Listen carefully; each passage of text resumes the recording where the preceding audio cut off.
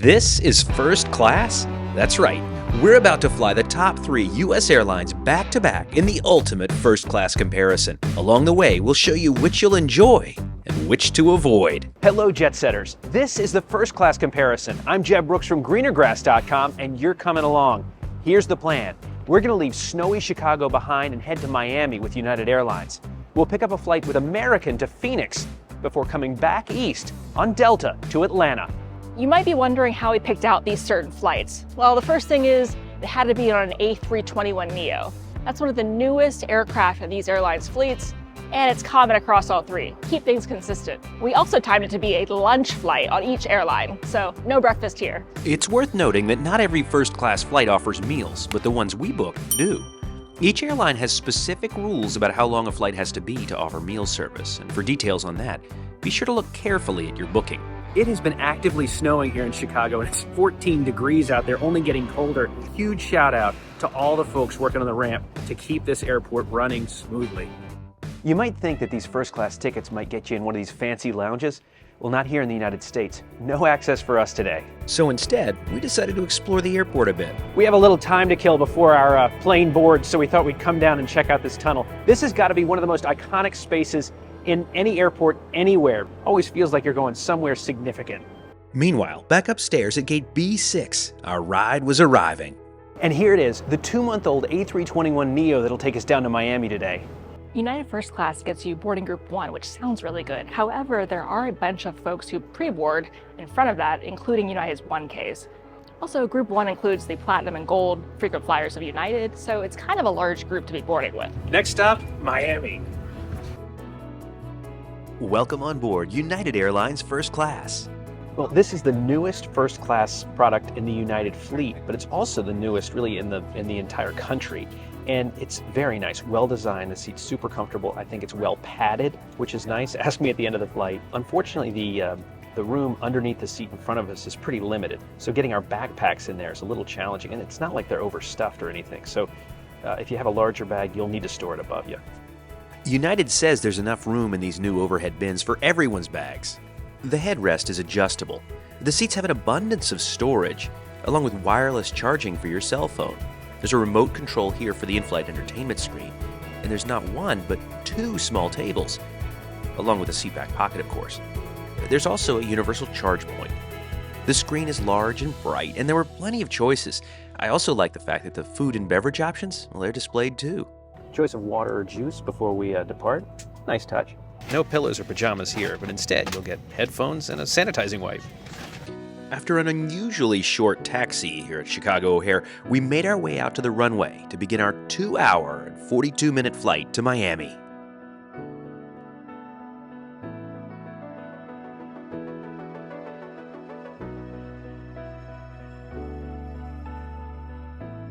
It's time for the Greenergrass tape measure, and this is the world premiere of our newest one. Not only is it green, but it also has the logo on it. Look at that. We don't know how to sell these yet, but maybe one day. Pitch, right at 37 inches. The width, 21 inches of width. Usable knee room. This is a Greenergrass exclusive measurement. Nobody else gives you this. 13.5 inches of usable knee room here. No fancy lie-flat seats here. Instead, these standard reclining seats are what we'll see from all 3 airlines. Let's test out the recline. It's really good, and the bottom of the seat sort of slides forward, which I think keeps everything a little more compressed. Wi-Fi is available on board, and if you're a member of United's frequent flyer program, it only costs $8. It was remarkably fast. United plans to roll out free Wi-Fi across their fleet soon. You're also able to connect your own Bluetooth headphones to the system. I couldn't get it to work though, so I just used regular plug-in headphones. I'm in 5F. The guy in 4F has just reclined, so I'm going to check the pitch. And with that recline, we've gone from 37 inches of pitch down to 32, which lines up with the website. United claims to have 5 inches of recline, which is exactly what we're seeing here. And of course, it is possible to recline my seat to regain those 5 inches. But when the person in front of you reclines, the seat does become very tight.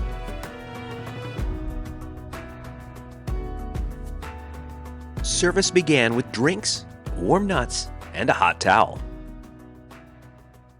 Pre-ordering is available, which is what we both did. Our flight attendant confirmed our orders, and soon they appeared. It's been about an hour since we departed and lunch is served. I'm having meatballs, Suzanne is having chicken. Now on all three of these flights, we're going to be consistent. Suzanne's always going to have chicken. I'm always going to have whatever the beef option is to really, well, be consistent in our testing. And this chicken tastes just like it looks. Dry, bland, tasteless. The meatballs, on the other hand, had a little more going for them. United Catering has a way to go, but it's definitely getting better. This is moving in the right track. Not my favorite meatball, but a meatball on a plane, I'll take it. Unfortunately, my salad, I'm sorry to say, was mostly frozen. Frozen cucumber, not my favorite. And a frozen tomato, not pleasant. But this new to United dessert was a crowd favorite. By now, you may be wondering, what does flying first class in the US cost anyway? Well, since we're flying each airline on a different route, for the sake of comparison, we'll look at a route that all three airlines fly to compare pricing. That's Chicago to Seattle. On a week-long round trip booked 60 days out, United charges $875 in first class or $288 in economy. That means flying first class is 3 times the price in economy on this United route. Well, you are a United fan, so put on your objective hat and let me know what you thought. It's a really spiffy new plane. However, once the folks in front of us reclined their seats, the space felt kind of limited. It was cramped. That said, the service was great. Really proactive flight attendants, up in the aisle, up and down, checking on everybody the whole time, which is what I think a lot of people expect in first class. And if you have this crew, that's what you're going to get. But we're in Miami now, so what does that mean? Who could be next? We're about to find out. But first, today's video is sponsored by NordVPN. NordVPN acts like a kind of a tunnel between you and the rest of the internet, keeping both you and your data secure. Look, I don't have to tell you, the internet is full of prying eyes, and with a tool like NordVPN, well, you're a little more safe from them. I've been using Nord for 5 or 6 years now, and it's become an important part of our travel arsenal. You see, it's great when we're traveling overseas because it's a virtual private network and allows us to mask our location and present like we're in the United States, so we can watch whatever we're used to watching back home, no matter where we are in the world. But even better, on a domestic trip like this, it allows us to stay secure when we're on public Wi-Fi, like in airports or hotels. Look, NordVPN is a really valuable tool when you're traveling. I definitely recommend checking it out. And if you're like me, I bet you'll find it to be very valuable. Head to nordvpn.com/JebBrooks. Sign up for 2 years. You'll get 4 months for free. There's a money-back guarantee for 30 days, so if you don't like it, you can always cancel it. But that's nordvpn.com/JebBrooks. Well, as you might have guessed, American Airlines is next, and after a brief stay over here in Miami, it's time to check in for our next flight to Phoenix. Now, first class in all 3 of these airlines grants you access to their priority lines, as well as up to 2 free checked bags each. This is part of a longer trip, so we don't usually travel with bags this big. Don't think we're crazy. Anyway, let's get checked in and start this trip to Phoenix. Much like United, American does not provide lounge access with their first class tickets. I mean, look at that line without it. However, Jeb has a lounge membership. and after a brief visit, we made our way over to gate D39 for our flight across the country. And there, over my shoulder, is the 2-year-old A321neo that's going to take us over to Phoenix today. Jeb can't help but notice, but that's the same shirt you were wearing on United. Well, it's part of our making the comparison equitable. I'm being very fair with my shirt. I bet you'll see the same one on Delta. You think so? Yeah, spoiler alert, you will. Unless I spill something on it. Dark colors for the win. One of the most popular aspects of a first-class flight, at least among frequent flyers, is a PDB. That's a pre-departure beverage. Frequent flyers just go crazy for this, and in the pre-COVID days, it was pretty much guaranteed you'd get offered one. But post-COVID, it's a little more unpredictable. Yesterday on United, we were offered a glass of water or a cup of orange juice. Sometimes they'll let you have whatever you want. It just depends on the airline. Now, let me know in the comments below, though. Do you think PDBs are a great thing, a really vital part of a first-class experience, or are they more of an annoyance and slowing down boarding? Let me know what you think below. I don't usually order a PDB. I like to keep the boarding process moving. Unless I'm really thirsty, I might, and I don't really enjoy, slamming a gin and tonic in 5 minutes. So I'll wait till we get in the air. Here at American Airlines, first-class passengers board in Group 1. Now, along with first-class passengers in that group, you'll have Executive Platinum frequent flyers, which are some of the most frequent flyers to the airline. It's a little better than United, though, because there are fewer groups in front of us here in Group 1 on American. Next stop, Phoenix. Boarding, not boarding. American Airlines gets consistency points. This is the same first-class cabin you'll see throughout their domestic fleet. We had no problem storing our backpacks. While there are no seat back screens, there is a holder here for your own device. You'll find the tray table here, a seat pocket of course, and ample storage beside you. There's an additional table here too. And each passenger has access to a universal power plug. The headrest adjusts and there's sufficient recline. I think that delayed boarding process meant no PDBs, so there's your answer. The most important thing is to get out as close to on time as possible, so I'll skip a pre-departure beverage for that. Once airborne, en route flying time, 4 hours and 45 minutes, altitude of 30,000 feet. And we were on our way in no time.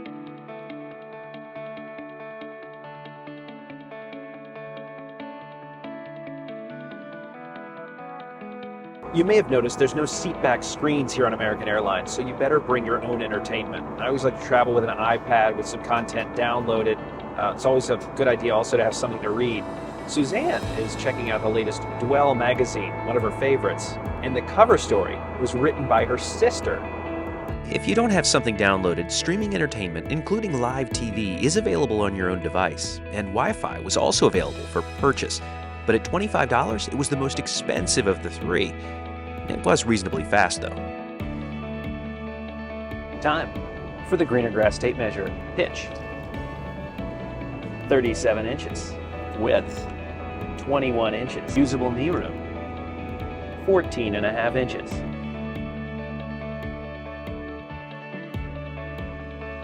Service began with a hot towel, along with drinks and warm nuts. Oh, I've been trying for about 15 minutes to get my iPad to work and I can't. I've restarted the Wi-Fi, I've restarted the iPad, I just can't connect to the entertainment, can't get any videos to work. Suzanne's working just fine, so I'm going to watch something I've already downloaded, which is a good lesson. Always bring your own content, just in case something like this happens. Again, pre-ordering was available, which we both took advantage of. The seatbelt sign is on. Please be seated and fasten your seatbelt. And about an hour and 10 minutes after departure, we've got our food. I'm having the beef short rib, Suzanne, the chicken. Both look really good, maybe even a little better than yesterday's food on United, but we've got to dig in to find out, so let's do that. The chicken had some heat to it, and the short rib was rich, decadent. The macaroni was the highlight for sure. Dessert came separately after our trays were cleared. Suzanne had the mango sorbet, and I went for the fruit and cheese plate. Let's take a look at American's pricing on that same Chicago to Seattle round trip. A first-class ticket will cost you $679, while a seat in economy will set you back $279. That's about 2.5 times the price to sit up front. I'm not gonna say that was the most memorable flight. I will say the chicken was tastier than on United, had a little more spice, a little more flavor. But other than that, just kind of a standard average flight. I agree.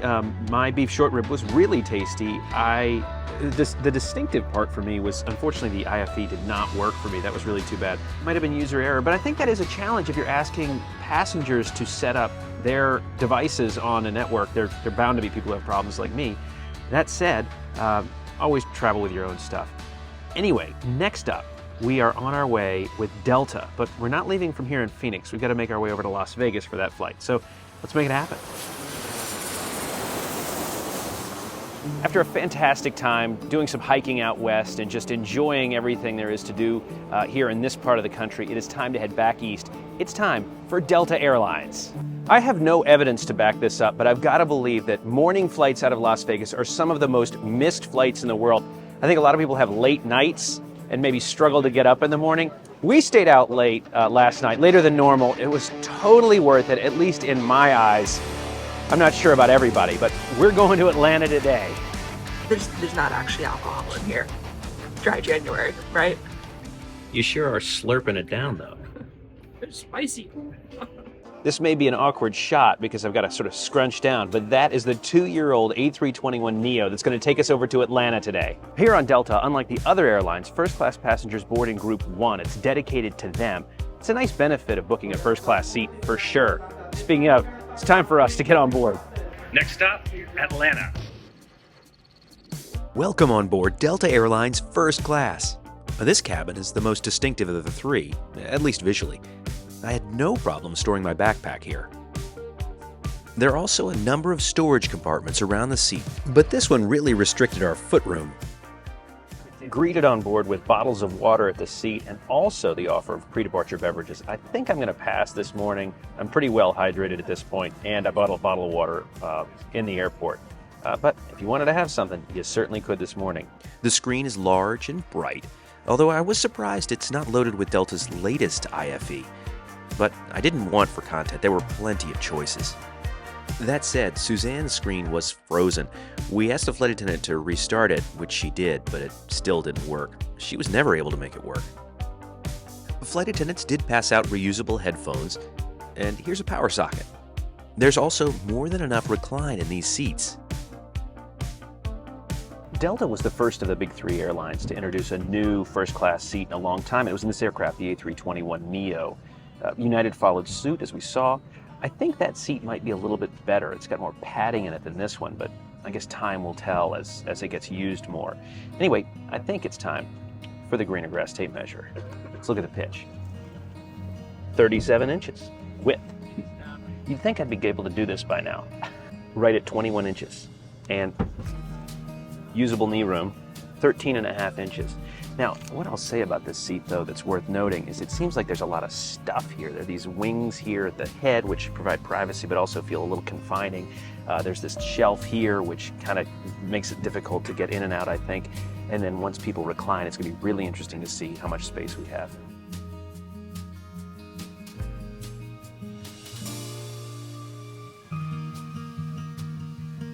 But for now, it's time for our 3-hour, 16-minute flight to begin. Let's get into the sky.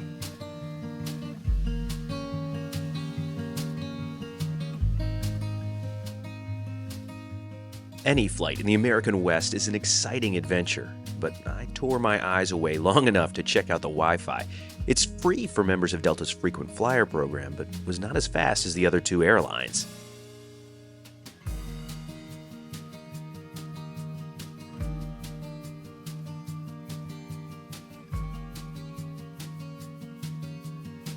And service begins with drinks about 40 minutes after departure from Las Vegas, but the views out the window have been fantastic, as I'm sure you've seen, so the time is flying by, literally. One distinction worth noting is that Delta, unlike United and American, doesn't offer nuts or any kind of snack or appetizer before the main tray comes. Just like the others, pre-ordering is available, which Suzanne and I both took advantage of. At about 45 minutes after we departed Las Vegas, lunch is served. Suzanne again is having some chicken. I chose a special beef option. Meatballs, of course. How could I say no? I mean, come on, it's kind of a trope at this point. Anyway, Delta does a nice job of partnering with local restaurants, and in this case, they've done that with a restaurant out of LA. These meatballs are something I've had before, and they are really good. This is delicious. I'm not going to say it's the most substantial meal, though. I think Suzanne's lucked out. She's got more protein on her plate than mine, but pretty tasty. I'm grateful for the salad. About midway through the flight, a flight attendant offered a basket of snacks for us to select from. We could take whatever we wanted. We went out of our way to make this comparison with the A321neo, so we're seeing the newest best that these airlines have to offer. But be aware, before you book your first class flight, that not all first class flying looks like this. You might be on a regional aircraft with a different configuration, or an older airplane with something different. There's a lot of differences when it comes to first class, but this is the newest, best you'll find in all three airlines. The round trip from Chicago to Seattle on Delta will cost $715 in first class or $289 in economy. Like American, that's about 2.5 times the price for a seat in first class. You know, I really appreciate the innovation in the seat. I think it had a couple too many bells and whistles. I will say the food was delicious. Agreed on both counts, actually. I think that the seat is fairly uncomfortable. It's not very well padded. I sat on that seat when it was brand new and it was the same, whereas United just has more padding. But I think that's getting a little too close to the comparison. So let's turn it over to a version of the Jeb score to compare all three airlines. Now, you'd be forgiven for thinking none of these experiences are very first class, but this is our reality here in the US, so let's use the unscientific Jeb score to determine which airline has the worst first class in the United States. First, let's compare the airport experience. Delta wins here for their dedicated boarding group for first class. United is last for boarding so many frequent flyers ahead of first class. Next, let's compare seats. We give United the win here for their generously padded seats with well-located storage. Delta is last for their seat.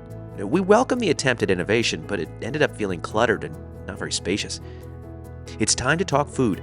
This one's close, but Delta wins for their tasty offerings and snack basket. United is unfortunately last for their bland-tasting chicken and frozen salad. Let's look at IFE. United wins here with the largest TV screen and up-to-date slick interface. American's lack of screen and finicky streaming product leaves them way behind. Time to talk service. United wins here for their friendly and proactive flight attendants.